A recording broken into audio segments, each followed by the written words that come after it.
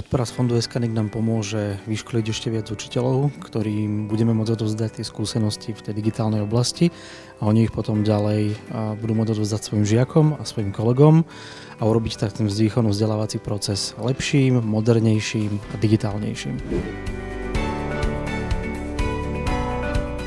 Program koordinátorov digitálnych kompetencií, ktorý bol podporený, je vlastne zameraný na to, aby učiteľom pomáhal nadobúdať zručnosti z tých informačno-komunikačných technológií, či už sú to rôzne komunikačné, kolaboračné nástroje, ale aj kybernetická bezpečnosť, alebo rôzne iné nástroje, ktoré oni vedia využívať práve s tými svojimi žiakmi na škole.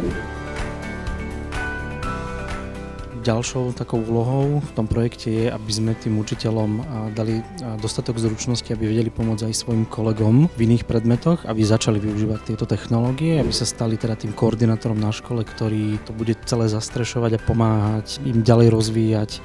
tie ich zručnosti a aplikovať ich teda do tej praxe práve na tých predmetoch, ktoré učia, tak aby to vedeli robiť efektívnejšie a modernejšie a hlavne aby tí žiaci vedeli tie technológie využívať naozaj tým efektívnym spôsobom, aby z toho mali nielen zábavu, ale aj úžitok.